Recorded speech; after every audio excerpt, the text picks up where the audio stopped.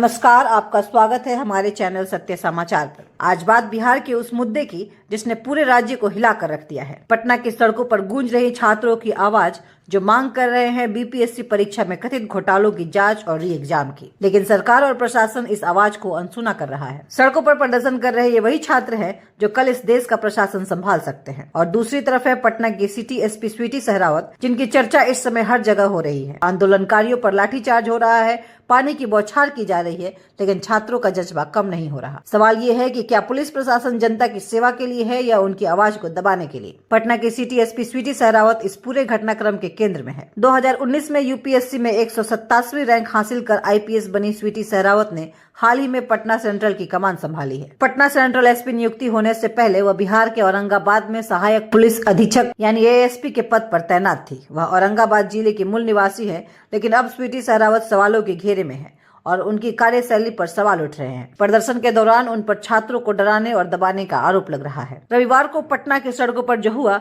उसने बिहार के प्रशासनिक व्यवस्था पर सवाल खड़े कर दिए हैं। छात्रों पर लाठियां बरसाई गई।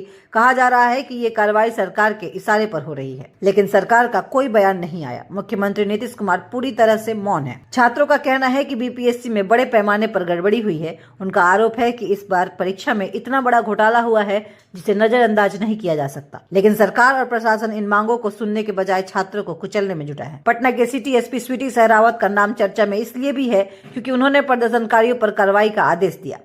सवाल ये है कि क्या ये आदेश कानून व्यवस्था बनाए रखने के लिए था या छात्रों की आवाज को दबाने के लिए। इस पूरे मामले पर सरकार की चुप्पी कई सवाल खड़े कर रही है। क्या बिहार में प्रशासन को जनता की बात सुनने की फुर्सत नहीं है? क्या सरकार अब सिर्फ अफसरों के भरोसे चल रही है, या फिर ये सत्ता का अहंकार है जो जनता की आवाज को दबाने पर तुला है? ये सवाल सिर्फ छात्रों के नहीं, पूरे बिहार का है। लाठीचार्ज से घायल हुए ये छात्र आज भी सड़क पर हैं, अपनी मांगों के लिए लड़ रहे हैं। अब देखना यह है कि सरकार इस मामले पर क्या कदम उठाती है। बिहार की जनता जवाब चाहती है। बीते रविवार पटना की सड़कों पर ऐसा मंजर देखने को मिला जिसने बिहार सरकार और प्रशासन के रवैया पर कई सवाल खड़े कर दिए। सैकड़ों की संख्या में जुटे अभ्यर्थी अपनी मांगों को लेकर सड़कों पर उतरे।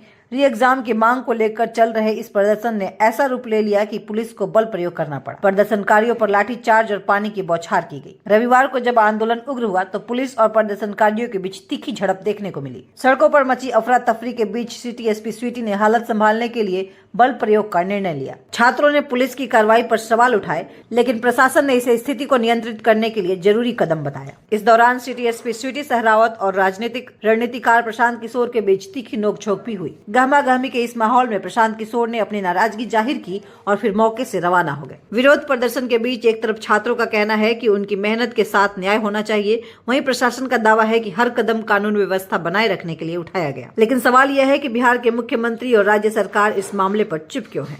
छात्रों की आवाज क्यों दबाई जा रही है? यह पहला मौका नहीं है जब आईपीएस स्वीटी सहरावत सुर्खियों में आई हैं। सितंबर 2023 में उनका एक वीडियो सोशल मीडिया पर वायरल हुआ था, जिसमें वह केरल के पूर्व राज्यपाल और रिटायर आईपीएस अधिकारी निखिल कुमार से बातचीत करती हुई दिखाई दे रही थी। कुमार ने चोरी की बढ़ती घटनाओं के संबंध में उनसे मुलाकात की थी। बातचीत के दौरान स्वीटी सहरावत को यह कहते हुए सुना गया, मैं घर पर किसी से नहीं मिलती, प्राइवेसी नाम की भी कोई चीज होती है। अब सवाल यह है कि क्या सरकार और प्रशासन छात्रों की मांग सुनेंगे या फिर आंदोलन बिहार की राजनीति और प्रशासनिक व्यवस्था के लिए एक और काले अध्याय के रूप में दर्ज होगा। बिहार की सड़कों पर लाठी और पानी की बौछार नहीं, बल्कि संवाद की जरूरत है। छात्रों की उम्मीदों और सरकार की जिम्मेदारियों के बीच इस खाई को कौन पाटेगा, यह देखने वाली बात होगी। आपको यह वीडियो कैसा लगा हमें कमेंट में जरूर बताएं। साथ ही वीडियो को लाइक और शेयर कर चैनल को सब्सक्राइब कर दें।